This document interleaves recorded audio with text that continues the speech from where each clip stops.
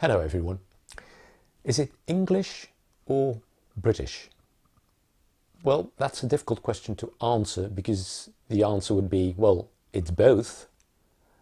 But of course, English and British should not be confused. They don't mean the same.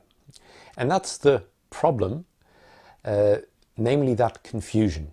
That confusion mainly exists outside of the United Kingdom, to give it its proper name.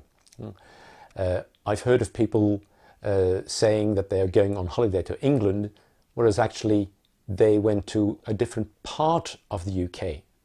Indeed, the United Kingdom consists of 4 so-called nations: England, but also Scotland, Wales and Northern Ireland. Now, why did that confusion arise? Why is it that so many people refer to England when they mean the United Kingdom, or say English instead of British, which is then the adjective you use to refer to the United Kingdom? Well, the main cause is that throughout history, England has been the biggest part of the UK and also the most important part. Important both politically and economically, financially, also culturally, really. So when you refer to a unity, an entity like the UK, by using the name for its biggest element, very often people tend to see that as, well, okay, that's all right then. Where they do not think that's all right is in the other nations. Scotland, Wales, Northern Ireland, they do not want to be referred to as English or England. They are proud of their own identities. They are proud of their home nation. So that's where we should all be a bit more careful in the way we use those adjectives, English and British. I also want to say something about the identity that goes with that. English or British? What do people feel that they are? And I'm talking now about people in England. For a number of them, it is as if they themselves don't make any difference. Well, English, British, it's more or less the same, isn't it? Well, again, not for people living in Scotland, Wales or Northern Ireland. But definitely there is also within England that kind of confusion and a difficulty in making a difference between what is an English identity or a British identity. The political structure in the United Kingdom doesn't help either.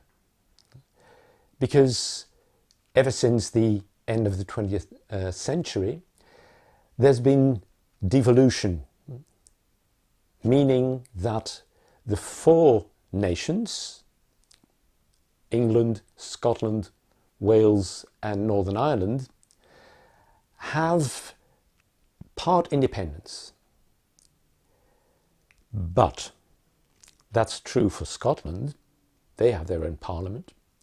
That's true for Northern Ireland and for Wales. They also have their own parliaments and governments.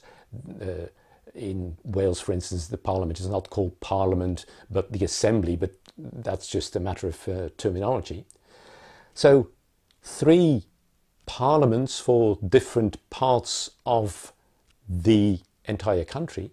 But England, the biggest part of the UK, does not have its own parliament.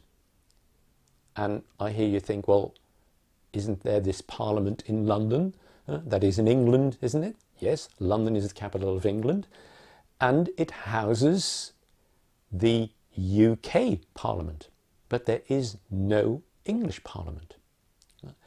Strange, you might say.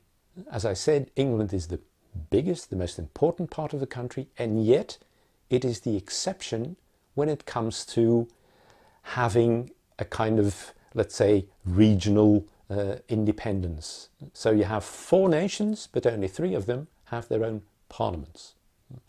And that leads to all kinds of not only confusion in the minds of foreigners, but also difficulties, even in Parliament, because representatives that actually have been chosen in Scotland, Wales, Northern Ireland, and who sit in the UK Parliament, they then have to vote on laws that are only to do with England.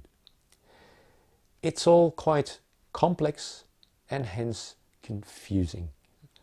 But I hope you now realise you can't just use English and British as if they were the same. Thank you for listening. Bye-bye.